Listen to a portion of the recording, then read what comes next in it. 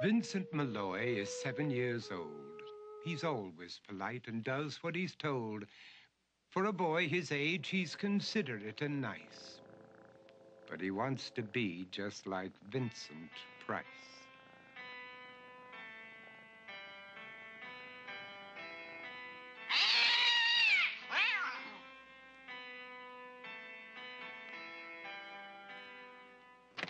He doesn't mind living with his sister, dog, and cats, though he'd rather share a home with spiders and bats.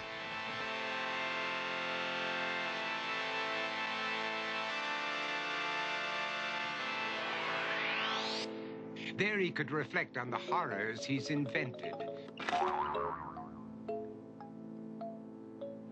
and wander dark hallways alone and tormented.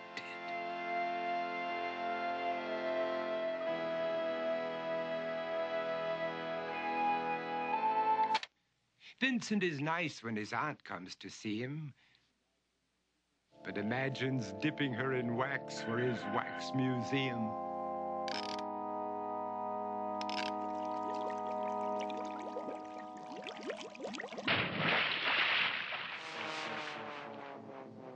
He likes to experiment on his dog, Abercrombie, in the hopes of creating a horrible zombie.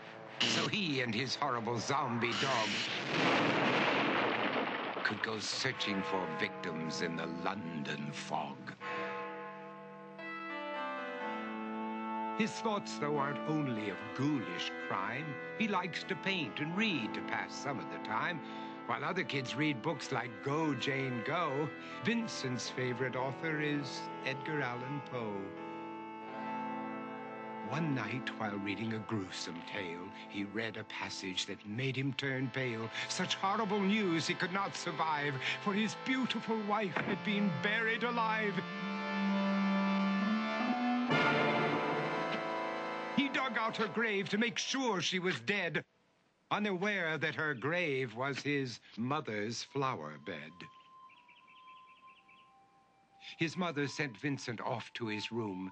He knew he'd been banished to the Tower of Doom, where he was sentenced to spend the rest of his life alone with the portrait of his beautiful wife. While alone and insane, encased in his tomb, Vincent's mother burst suddenly into the room. She said, "If you want to, you can go out and play. It's sunny outside and a beautiful day."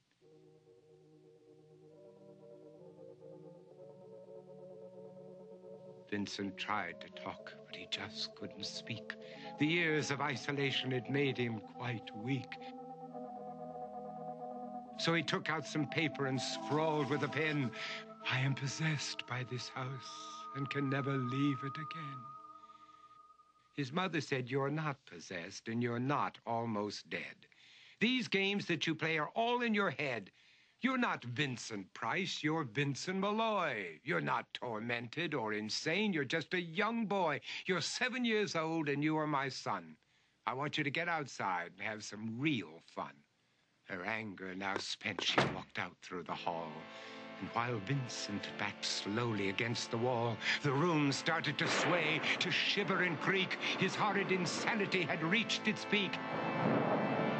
He saw Abercrombie, his zombie slave, and heard his wife call from beyond the grave. She spoke from her coffin and made ghoulish demands, while through cracking walls reached skeleton hands. Every horror in his life that had crept through his dreams swept his mad laughter to terrified screams. To escape the madness, he reached for the door, but fell limp and lifeless down on the floor.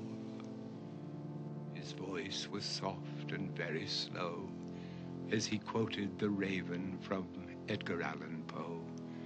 "And my soul from out that shadow that lies floating on the floor shall be lifted nevermore."